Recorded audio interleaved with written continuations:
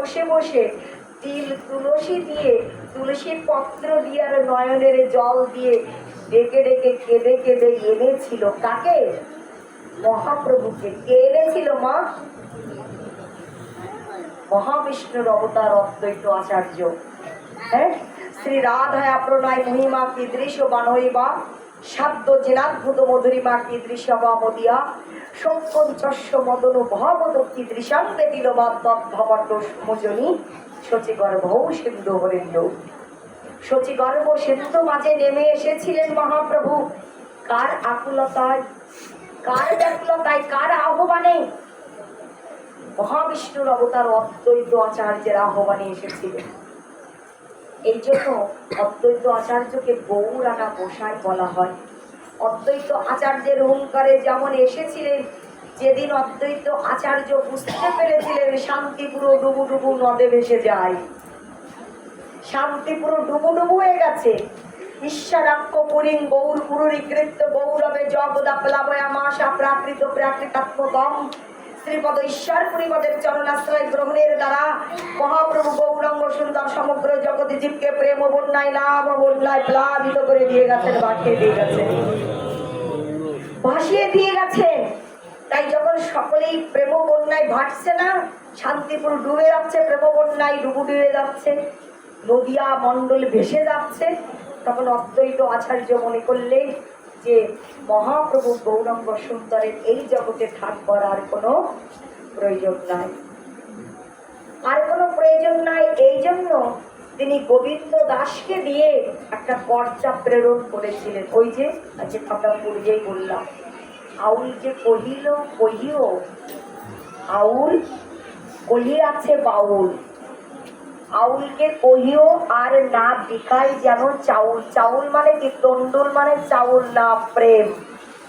আর প্রেম বিতরণ যেন না করে আউল বাউলকে মহাপ্রভু। হ্যাঁ, এগুলো একটা আবিধানিক অর্থবোধক শব্দ। তো ডেকে ডেকে বলছেন যে গৌরাঙ্গ সুন্দর, তার আর প্রেম বিতরণের দরকার নাই, কারণ যে কার্য সিদ্ধির জন্য, কার্য সাধনের জন্য তাকে এনেছিলাম ডেকে, তিনি এসেছিলেন, সেই কার্য সুসম্পাদিত হয়েছে, সুসম্পন্ন হয়েছে।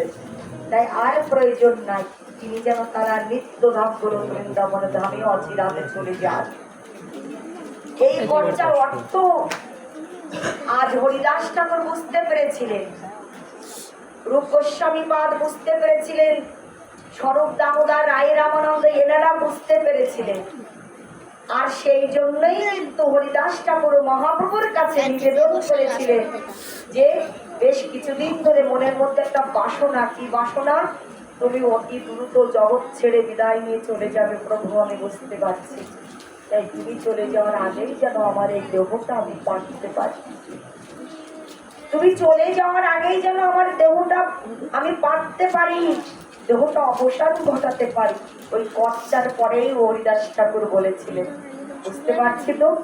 সুতরাং এই কর্চাটা পাওয়ার পরে মহাপ্রভু বিষণ্ণ হয়ে পড়েছিলেন, তিনি প্রেমে একেবারে হাবুডুবু খাচ্ছিলেন, উন্মাদ হয়ে গিয়েছিলেন, এবং তার অল্প কিছুদিনের মধ্যেই তিনি জগৎ থেকে জগতে সেই জয়যাত্রা শুরু করেছিলেন।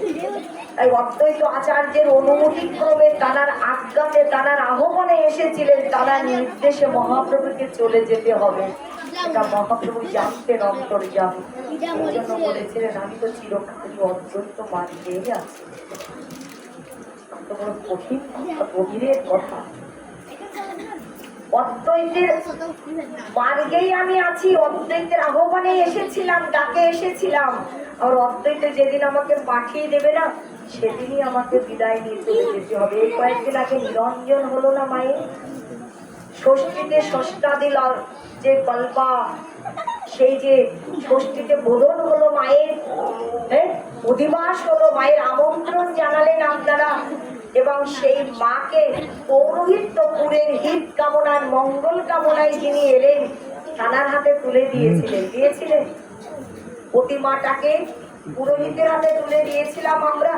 5 দিন ধরে সর্বস্ব দিয়ে সেবা পূজা করার পরে যেমন ওই ঠাকুর মহাশয়, পুরোহিত মহাশয় দর্পণ বিসর্জনের মধ্য দিয়ে এই যে লাল সুতাগুলোকে কেটে দেয় না, যে তীরে বাঁধা সুতাগুলো, ওই তীরের ডেফিনেশন আছে, লাল সুতার ব্যাখ্যা আছে, ওই ঘটের ব্যাখ্যা আছে, ওখানে দেখবেন যে কয়টা ত্রিশালা ডাব দেওয়া থাকে তার ব্যাখ্যা আছে, পঞ্চ পল্লবের ব্যাখ্যা রয়েছে, ওখানে কদলী বৃক্ষের ব্যাখ্যা রয়েছে, গণেশ সিদ্ধিদাতার ডান পাশে যে ঘোমটা দেওয়া, হ্যাঁ, যে নবমন্ত্রিকা নবদুর্গা তার ব্যাখ্যা রয়েছে, বিস্তারিত ডেফিনেশন ব্যাখ্যা রয়েছে।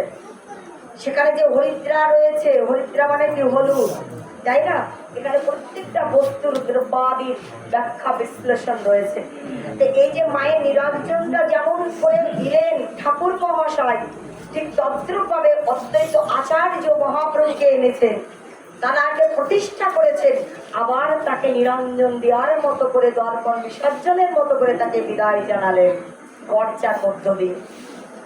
শব্দ ব্রহ্ম, কারণ আমাদের সনাতন শাস্ত্র, সনাতন ধর্মটা এটা মন্ত্রের উপরেই দাঁড়িয়ে আছে প্রতিষ্ঠিত। শব্দ ব্রহ্মের ধারায় অদ্বৈত আচার্য তারার নির্দেশে মহাপ্রভুকে বিদায় নিয়ে চলে যেতে হবে। এই জন্য একটু ঘুরিয়ে চতুরতা প্রকাশ করে মহাপ্রভু এই কথা বললেন। তখন অদ্বৈত আচার্য ভক্ত যেমন ভগবানকে বোঝে, ভগবানও তত্র ভগবানকে বোঝে। এই জন্য অদ্বৈত আচার্য বলছেন, প্রভু তুমি যেটা বলেছো আমি সেটা বলতে চাইনি, হ্যাঁ, তুমি যেটা বলছো আমি সেটা বোঝাতে বা বলতে চাইনি, তোমার সাথে কথায় আমি বাক্যে আমি পেরে উঠবো না, আমি শুধু এইটুকুই বলছি যে ভক্তির জগতে কেউ যদি বাধা সৃষ্টি করে তাহলে কুল মান শীল সংসার সকল কিছু ত্যাগ করতে হয়, এটাই বিধি, এটাই বিধান, এটাই নিয়ম। তোমার জীবনে তো তেমনটা ঘটেনি, প্রিয়াজিও তোমায় বাধা দেয়নি, সচিমাতাও বাধা দেয়নি, মদিয়াবাসীরা শান্তিপুরবাসী তারাও তোমাকে বাধা দেয়নি, তাহলে তুমি এই অদ্বৈত মার্গ শব্দটার অর্থ হচ্ছে ত্যাগ মার্গ।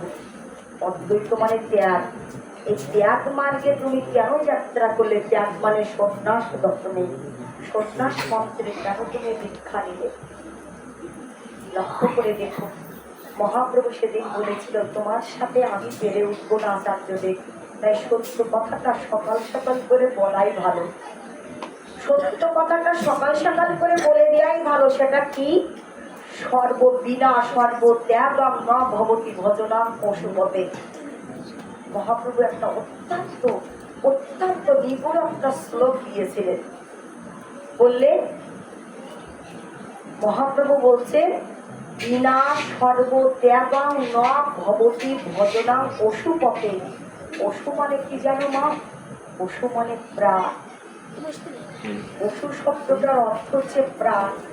বিনা সর্বত্যাগম, যতদিন পর্যন্ত দেহ মন প্রাণ সবকিছু পবিত্র পাদপদ্মে সমর্পণ না করা যায়, যতদিন পর্যন্ত আমি আমার বোধে যে বস্তুগুলোকে আলিঙ্গন করে বসে আছি জগতে, এই আমি আমার বোধটা, আমার বস্তুগুলোকে, আমাকে নিজেকে সমর্পণ করতে না পারছি, ততদিন পর্যন্ত পরম দয়াল ভগবানের কৃপা লাভ করা সম্ভব নয়।